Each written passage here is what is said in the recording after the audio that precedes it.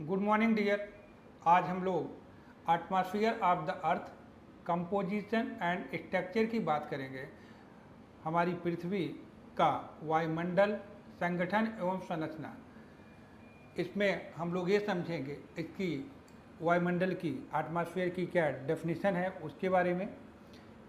इसके बाद importance of atmosphere, फिर composition of atmosphere and structure of the atmosphere. ये सारी चीज़ें आज हम डिस्कस करेंगे। तो सबसे पहले हम लोग शुरू करते हैं कि एटमॉस्फेयर की, वायुमंडल की डेफिनेशन क्या है। तो हमारे पृथ्वी के चारों ओर गैसीय आवरण जो पृथ्वी की गुरुत्वाकर्षण शक्ति के कारण पृथ्वी के साथ जुड़ा हुआ है उसे हम एटमॉस्फेयर कहते हैं, वायुमंडल कहते हैं। इसके बाद हम लोग डिस्कस करेंगे कि इम्पोर्टेंस ऑफ एटमॉस्फेयर, वायुमंडल का क्या महत्व है, क्या सिग्निफिकेंस है, इसके बारे में हम लोग बात करेंगे। तो सबसे पहले कि अगर हम बात करते हैं टोटल सभी प्लैनेट की, तो अर्थ एक ऐसा प्लैनेट है जिस पे जीवन संभव है। तो इस अर्थ पर जो बायोस्फीयर है, बायोस्फीयर के सर्वाइवल के लिए, जिंदा रहने के लिए, इसके अस्तित्व बना रहे, इसका अस्तित्व बना रहे, तो इसके लिए कुछ महत्वपूर्ण चीज़ें उसको ज़रूरत होती है, जैसे गैसेज, वाटर, ठीक। तो इन सारी चीज़ों को हीट की ज़रूरत होती है। तो ये कहाँ से हमें मिलता है? वो मिलेगा डायरेक्टली और इनडायरेक्टली, प्रत्यक्ष या अप्रत्यक्ष रूप से एटमॉस्फेयर से मिलता है। तो इसलिए एक इसका सिग्निफिकेंट या इसका इम्पोर्टेंस हो जाता है कि हमारे जीवन के लिए जो नीड है, जो ज़रूरत है, वो हमें एटमॉस्फेयर से प्राप्त हो रहा है। उसके बाद जो है सन से जो रेज आती है, अल्ट्रा वायलेट परावैंगनी किरणें, उससे जो है हमारा एटमॉस्फेयर उसे एब्जॉर्ब करके, उसे अवशोषित करके हमें सुरक्षा प्रदान करता है, या हमारी रक्षा करता है, हमें डिफेंस देता है। के बाद जो है किसी भी बायोस्फीयर के डेवलपमेंट, ग्रोथ एंड डेवलपमेंट के को बहुत हद तक प्रभावित करता है वहाँ का वेदर, वहाँ की क्लाइमेट, ठीक। वेदर और क्लाइमेट का जो है हमारे जो जीव हैं उनको, हमारे प्लांट को, हमारे लिविंग स्टैंडर्ड को इम्पैक्ट डालता है। तो इस तरह से, और वर्तमान में जो हम देख रहे हैं, जो ह्यूमन एक्टिविटीज़ हो रही है, जैसे ट्रांसपोर्टेशन में एयर ट्रांसपोर्टेशन की बात कर लेते हैं, उसके बाद communication, mobile communication, radio communication, television communication, इन सब में भी इसकी, या आज हम अंतरिक्ष में जाने का प्रयास कर रहे हैं, तो ये सारे इन सब में भूमिका होती है हमारे किसके, एटमॉस्फेयर के। अगर एटमॉस्फेयर नहीं होता तो ये सब चीज़ें पॉसिबल नहीं होती। तो इसलिए हमारे लाइफ में जो एटमॉस्फेयर है वो काफ़ी मायने रखता है। कि हम एक यह भी कह सकते हैं, तो अतिशयोक्ति नहीं हुए, कि यदि एटमॉस्फेयर नहीं होता तो हम नहीं होते, ये सत्य है। फिर इसके बाद जो है हम लोग बात करेंगे कि कंपोजिशन ऑफ द एटमॉस्फेयर, वायुमंडल का संगठन, अर्थात किन किन कंपोजिशन, किन किन चीज़ों से मिलकर हमारा वायुमंडल बना हुआ है। तो इसमें सबसे पहले हम गैसेज की बात करेंगे, वाटर वेपर और डस्ट पार्टिकल्स। गैसेज हमारे हैं, जलवाष्प है और धूलकण है। तो गैसेज में अगर बात करते हैं तो यहाँ पर nitrogen, oxygen, argon, carbon dioxide, ozone etcetera, बहुत सारी ऐसी गैसेज हैं हमारे एटमॉस्फेयर में पाई जाती हैं। और इनमें जो नाइट्रोजन गैस है, इसकी सबसे अधिक मात्रा नाइट्रोजन गैस की होती है। 78% जो है नाइट्रोजन गैस पाई जाती है। और यह गैस, इसकी अपने कुछ फीचर्स होते हैं, ये कलरलेस होती है, ऑडलेस होती है, टेस्टलेस होती है, गंधहीन, स्वादहीन, रंगहीन होती है। तो यहाँ पर इसका कहने का मतलब न कोई स्वाद होता है, न रंग होता है, और न ही जो है इसका कोई गंध होती है। तो इस तरह से यहाँ पर हम ऑक्सीजन नाइट्रोजन गैस की बात की। अब हम लोग डिस्कस करते हैं कि नाइट्रोजन गैस जो है सॉइल में ये स्टेबल होता है, और वहाँ पर सॉइल में स्टेबल होने की वजह से जो हमारे प्लांट हैं, पेड़ पौधे हैं, उनको ये प्रोटीन के रूप में काम में आता है, या प्रोटीन के रूप में हमारे पेड़ पौधे इनको यूज करते हैं। और ये जो है 128 किलोमीटर की ऊंचाई पर नाइट्रोजन गैस पाई जाती है, और किसी भी वस्तु को तेज़ी से जलने से हमारी ये नाइट्रोजन गैस बचाती है। और इसके बारे में और एक इसकी विशिष्ट प्रकृति या नेचर इसका है कि ये किसी दूसरे के मतलब दूसरे पदार्थ के साथ आसानी से केमिकल रिएक्शन नहीं करता है। इसके बाद सेकंड जो है वो ऑक्सीजन गैस है। ऑक्सीजन गैस को लाइव गैस कहते हैं, और इंडस्ट्री सेक्टर में ऑक्सीजन गैस का बहुत बड़ा रोल है, क्योंकि इसके अभाव में हम ईंधन को या फ्यूल को जला नहीं सकते हैं। तो इसलिए ऑक्सीजन गैस का भी बहुत ज़्यादा महत्व है मानव जीवन के लिए, तो इसके बिना एक पल भी जीना मुश्किल है। इसके बाद CO2 carbon dioxide. Carbon dioxide एक हैवी भारी गैस है, तो ये जो है कम ऊंचाई पर अर्थात 30 किलोमीटर की ऊंचाई के आसपास यह पाई जाती है, और इसमें जो है एक प्रकृति होती है, इसका नेचर होता है, एक ग्रीन हाउस गैस का काम करती है। ग्रीन हाउस गैस की एक कैरेक्टरिस्टिक होती विशेषता होती है कि जो सूर्य से आने वाली जो भी हीट है उसको अब्जॉर्ब करती है, और इसलिए इसे ग्रीन हाउस गैस हम कहते हैं। और आजकल इसकी ये जो है इसकी मात्रा में वृद्धि हो रही है। उसका कारण है कि जो हम फ्यूल यूज कर रहे हैं, जो हरित फ्यूल अर्थात डीजल, पेट्रोल, इन सब का यूज कर रहे हैं, इनकी वजह से इनकी मात्रा में वृद्धि हो रही है, जिसका परिणाम क्या है, ग्लोबल वार्मिंग का होना है। तो वर्तमान में आप देखा होगा कि इसकी मात्रा में काफ़ी हद तक वृद्धि, जो पहले 0.03% था वो 0.004% हो गया है।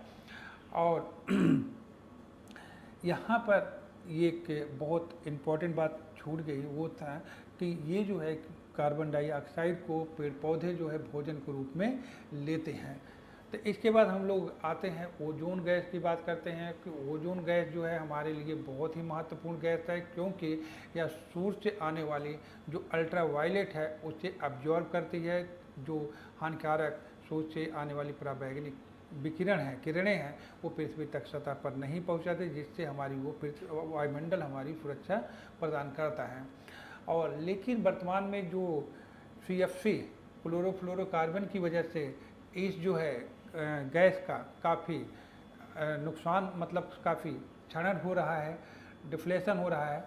लेकिन अभी क्या देखा जाएगा कि वर्तमान में कुछ न कुछ इसमें रिकवरी भी हो रही है, क्योंकि हम पूरा वर्ल्ड हमेशा प्रयास कर रहा है कि किस तरह से इसको संरक्षित रखा जाए। इसके बाद हम लोग आते हैं गैसेस के बाद वाटर वेपर की बात करते हैं। वाटर वेपर जो है पृथ्वी की निचली सतह पर ही पाया जाता है, अर्थात निचले वाले वायुमंडल में ही पाया जाता है। मैक्सिमम इसके जो परसेंटेज की अगर बात की जाए 2 किलोमीटर की ऊंचाई पर 50% और 6 किलोमीटर की ऊंचाई पर 90% वाटर वेपर पाया जाता है।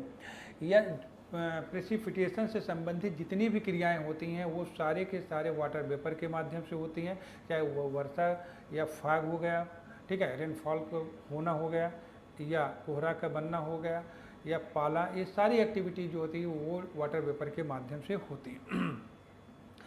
इसके बाद यह जो है ग्रीन हाउस गैस का भी काम करती है, क्योंकि सन से जो शॉर्ट वेव के रूप में सूरज की किरणें आती हैं उसे अब्जॉर्ब करके हमारे वायुमंडल को गर्म करने में इसकी भी भूमिका होती है।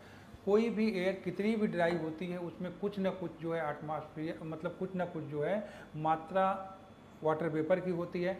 लेकिन कोई एयर बहुत ज़्यादा वेट भी होगी तो 5% से ज़्यादा उसमें मॉइस्चर नहीं हुआ तो वाटर वेपर नहीं होता है।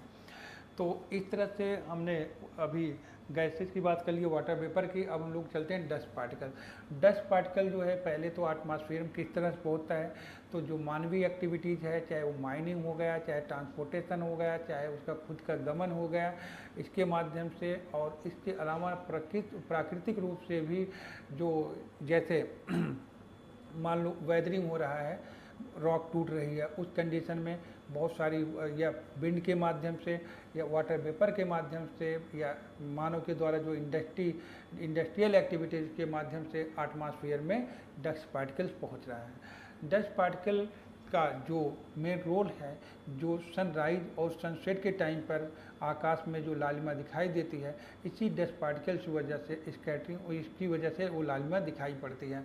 और आकाश का जो नीलापन है, नीला जो उसका ब्लू कलर है, उसका कारण मुख्य है कि जब इस डस्ट पार्टिकल के प्रेजेंस के कारण से जो सन रेज आ रही है, उसमें स्कैटरिंग की वजह से हमारे आकाश का जो कलर है वो ब्लू कलर में दिखाई देता है।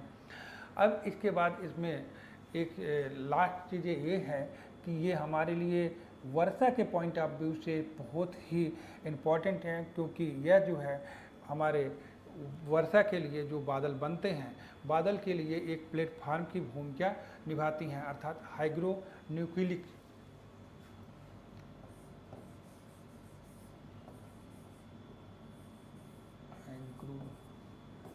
हाइग्रोस्कोपिक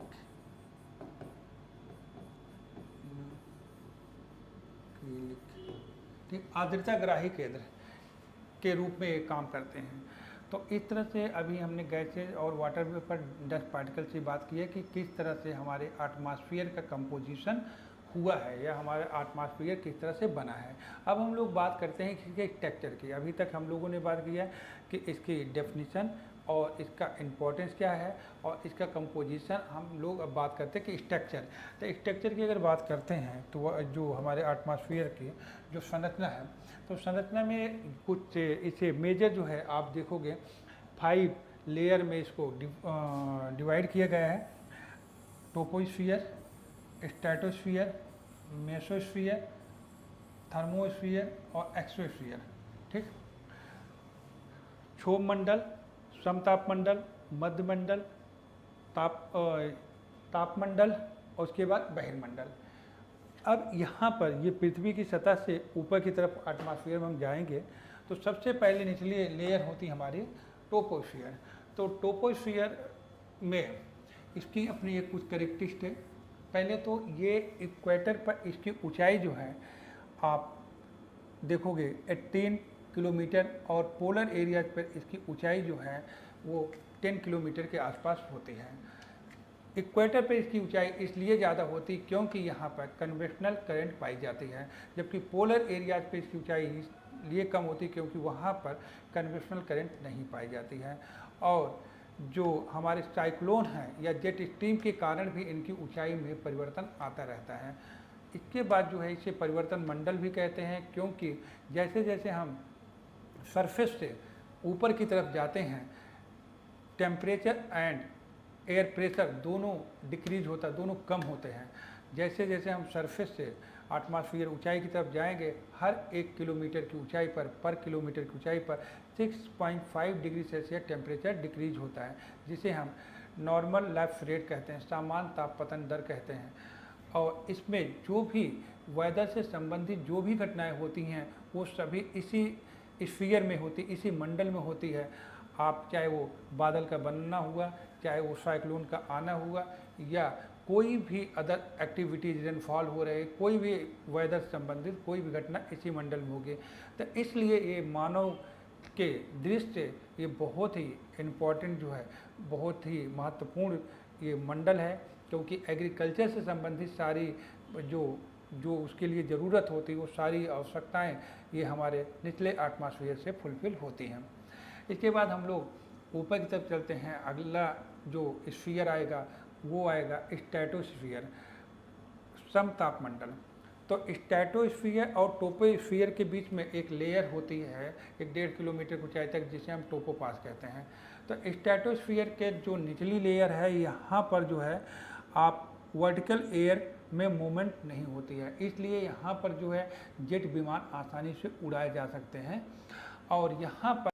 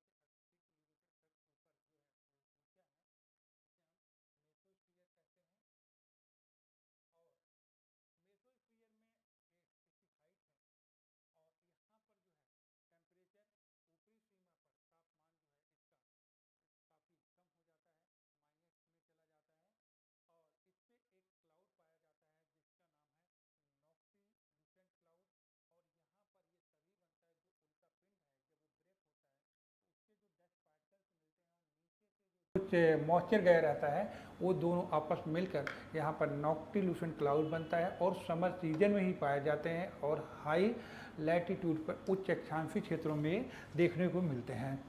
इसके बाद हम लोग थर्मोस्फीयर तापमंडल की बात करते हैं। तो जो तापमंडल थर्मोस्फीयर है, इसमें भी दो लेयर हैं, एक आयनोस्फीयर और दूसरा जो एक्सोस्फीयर। तो आयनोस्फीयर की अगर हम बात करते हैं तो आयनोस्फीयर जो है जिसकी ऊंचाई 82 मतलब यहाँ पर 80 से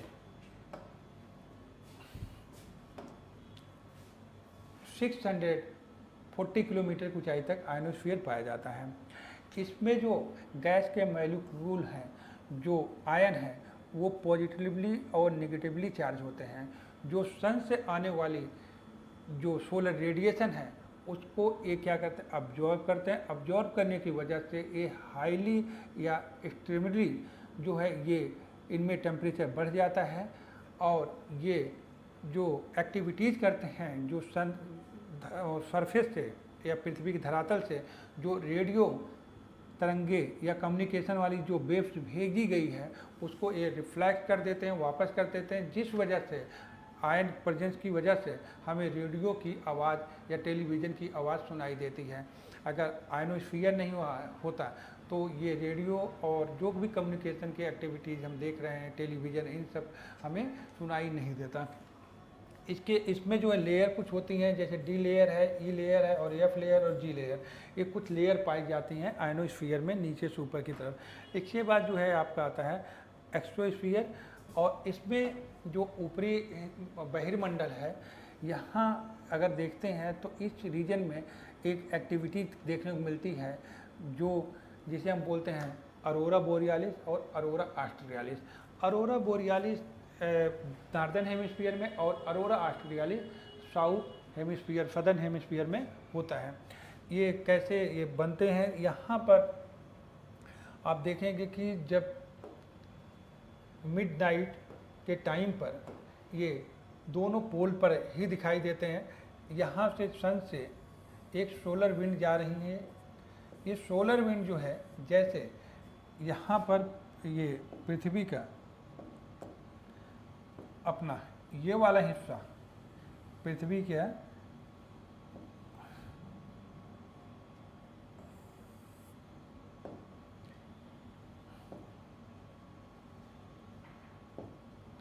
ये वाला हिस्सा मैग्नेटिक फील्ड है, और जब सोलर विंड मैग्नेटिक फील्ड में प्रवेश करने की कोशिश करती हैं तो यहाँ पर एक कोलाइड करती हैं, टकराती हैं।